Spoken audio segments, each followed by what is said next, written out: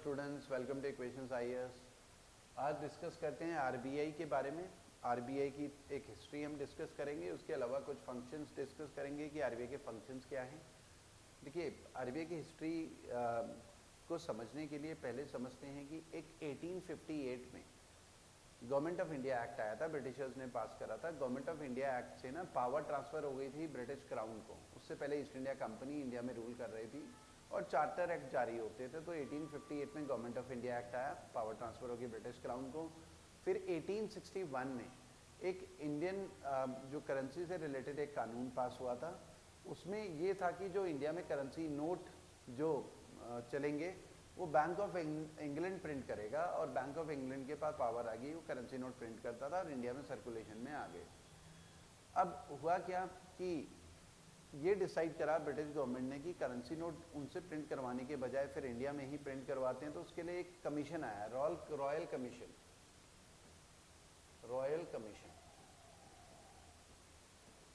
Royal commission on Indian currency and finance,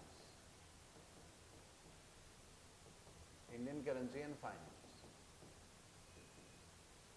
तो ये commission आया जिसको ना हिल्टन यंग कमीशन के नाम से भी जानते हैं। तो ये एग्जाम में कई बार आया, Hilton young commission, Hilton young commission 1926 में आया है कमीशन। इसने रिकमेंड करा कि भाई एक बैंक इंडिया में ही खोल लेते हैं, रिजर्व बैंक ऑफ इंडिया, और फिर वही करेंसी नोट वगैरह प्रिंट करेगा इंडिया में। तो इसकी रिकमेंडेशन में आरबीआई इस्टेब्लिश हुआ। तो RBI was established on 1st April 1935, 1st April 1935 under RBI Act 1934।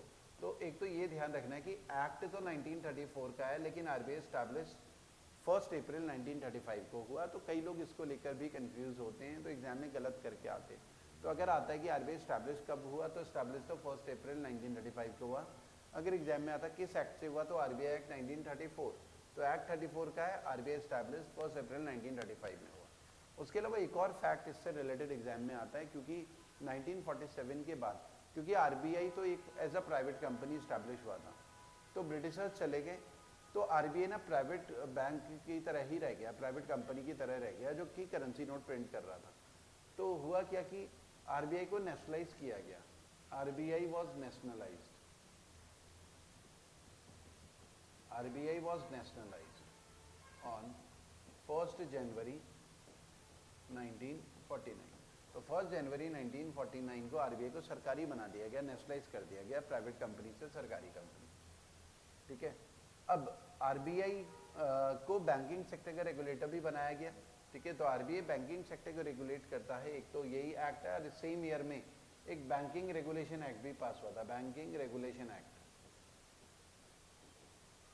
Banking regulation act 1949। तो आरबीआई बैंकिंग सेक्टर को भी रेगुलेट करने लगा। तो आरबीआई क्या है, इस तरीके से बैंकिंग सेक्टर के रेगुलेटर बना। ठीक है। और ये सारी पावर आरबीआई को मिलती हैं बैंकिंग रेगुलेशन एक्ट 1949 के थ्रू, या फिर आरबीआई एक्ट 1934 के थ्रू। तो ये दो एक्ट हैं जो आरबीआई को एम्पावर करता है कि बैंकिंग सेक्टर को रेगुलेट करे। ठीक है। अब आरबीआई कौन कौन से देशों का रिजर्व बैंक बना रहा, वो भी आइए समझते हैं। आरबीआई देखिए 1937 में, क्योंकि आरबीआई तो 1935 में बन गया था, तो 1937 में बर्मा जो है, ब्रिटिशर्स ने बर्मा को अलग कर दिया ब्रिटिश इंडिया से, रहा वो ब्रिटिशर्स के अंडर ही। तो Burma was separated from British India, तो बर्मा को अलग कर दिया गया, वहाँ पर भी ब्रिटिशर्स का रूल रहा। तो आरबीआई ना बर्मा का भी रिजर्व बैंक बना रहा।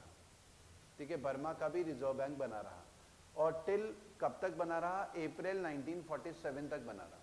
ठीक है। तो आरबीआई जो था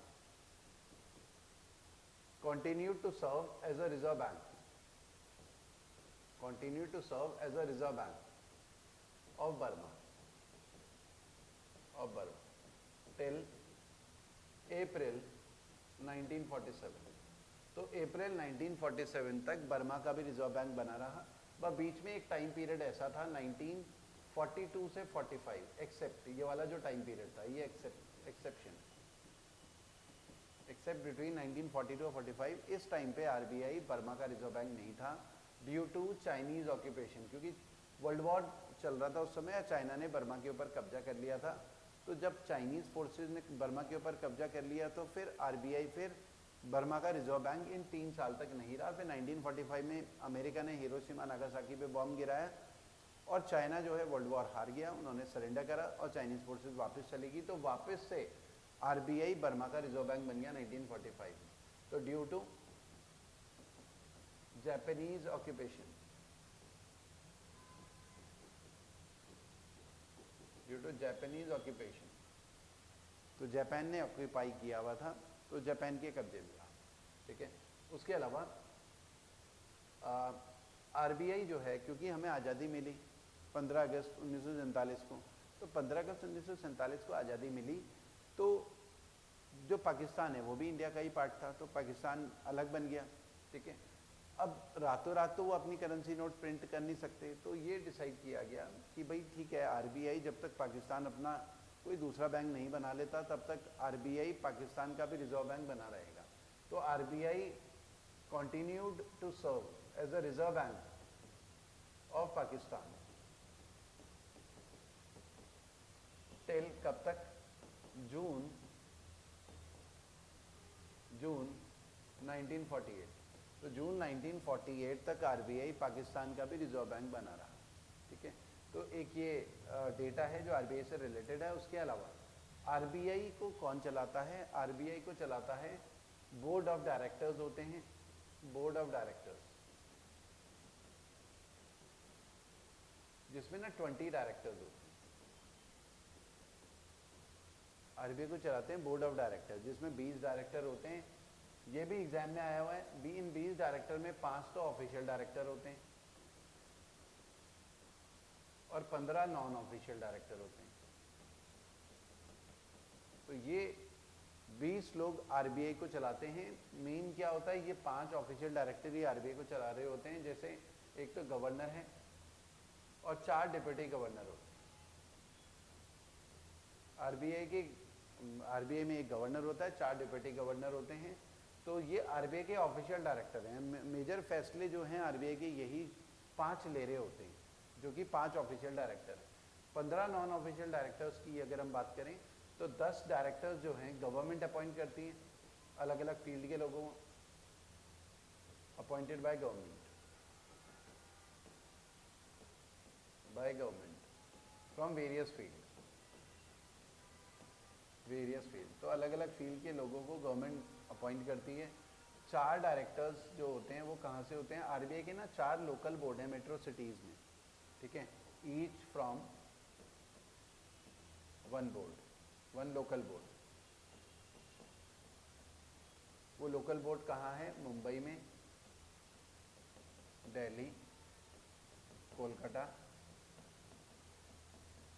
और चेन्नई। तो ये 4 आरबीआई के लोकल बोर्ड है। हर लोकल बोर्ड से एक एक डायरेक्टर, तो ये 14 हो गए। और एक गवर्नमेंट रिप्रेजेंटेटिव रहता है, गवर्नमेंट रिप्रेजेंटेटिव, और एक गवर्नमेंट रिप्रेजेंटेटिव रहता है। तो ये जो हैं ये 20 लोग ही आरबीआई को मेनली चला रहे हैं, लेकिन इनमें सबसे ज़्यादा पावरफुल ये 5 डायरेक्टर्स हैं। आरबीआई के पहले गवर्नर की अगर हम बात करें, फर्स्ट गवर्नर आरबीआई का, ये भी एग्जाम में आया हुआ है। तो फर्स्ट गवर्नर आरबीआई का Osborne Smith, first governor of RBI. तो पहला गवर्नर 1935 में ही बनेगा, जाहिर सी बात है, first governor of RBI. First governor of RBI Osborne Smith, 1935 की बात है जब आरबीआई स्टैब्लिश ही हुआ। तो ओसबॉर्न स्मिथ, ठीक है। तो ब्रिटिशर थे, अंग्रेज थे, तो ये आरबीआई के पहले गवर्नर थे। और पहले इंडियन गवर्नर की अगर हम बात करें तो 1943 में फर्स्ट इंडियन गवर्नर,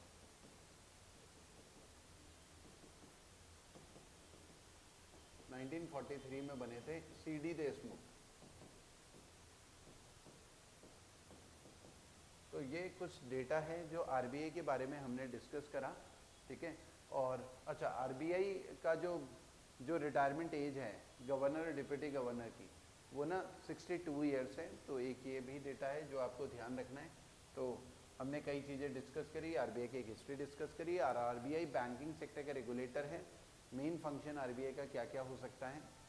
आरबीआई अगर बैंक, एक तो बैंकिंग सेक्टर को जैसे लाइसेंस वगैरह देना, जैसे किसी को नया बैंक खोलना है तो आरबीआई में अप्लाई करना पड़ता है, तो आरबीआई सारे नॉर्म्स देखता है, वो फुलफिल हो रहे होते हैं तो बैंकिंग सेक्टर का लाइसेंस देखता है। आरबीआई ट्रांजैक्शंस को भी फैसिलिटेट कर रहा है, आरबीआई जितने भी ट्रांजैक्शंस हो रहे हैं, जैसे ऑनलाइन पेमेंट हो रही है, उन सबको भी फैसिलिटेट कर रहा है। उसके लिए आरबीआई ने एक अलग से ऑर्गेनाइजेशन बनाई हुई है, NPCI, national payment corporation of India, NPCI, जो कि एपेक्स बॉडी है। जितने भी रिटेल पेमेंट सिस्टम ट्रांजैक्शंस वगैरह होते हैं एनपीसीआई ही करता है, ठीक है। उसके अलावा आरबीआई जो बैंक हैं उनके चेयरमैन, सीईओ, ठीक है, उनके अपॉइंटमेंट्स को भी कंट्रोल करता है आरबीआई, चाहे वो सरकारी हो चाहे प्राइवेट बैंक हो, तो उनके अपॉइंटमेंट्स को भी कंट्रोल करता है आरबीआई। आरबीआई को ये इंश्योर करना होता है कि बैंकिंग सेक्टर जो है वो कस्टमर के साथ चीटिंग ना करें, पब्लिक का ट्रस्ट हमेशा बैंकिंग सेक्टर में बना रहे। उसके लिए ज़रूरी है कि चाहे प्राइवेट बैंक हो सरकारी बैंक हो, सबके चेयरमैन सीईओ ऑनेस्ट हो, आरबीआई उन पर नज़र रखता है। कई बार ऐसा भी होता है प्राइवेट बैंक में सरकार, आरबीआई जो है वो अलाउ नहीं करती प्राइवेट बैंक एक पर्टिकुलर चेयरमैन या सीईओ को सस्पेंड भी कर देते हैं, हटा भी देते हैं, अगर उन्हें लगता है कि कोई भी फाइनेंशियल इरेगुलरिटी में कोई किसी बैंक का सीईओ, चेयरमैन अगर इन्वॉल्व होता है, तो आरबीआई की ओवरऑल रिस्पॉन्सिबिलिटी टुवर्ड्स पब्लिक भी होती है, ताकि पब्लिक के साथ बैंकिंग सेक्टर में कोई चीटिंग ना हो, और बैंकिंग सेक्टर ना एक ट्रस्ट के साथ ग्रो करे, ट्रांसपेरेंसी के साथ ग्रो करे, डेवलप करे, और हमारी इकोनॉमी में बेनिफिट वगैरह प्रोवाइड करें, ठीक है। तो आज की वीडियो में इतना ही करते हैं स्टूडेंट्स, थैंक यू।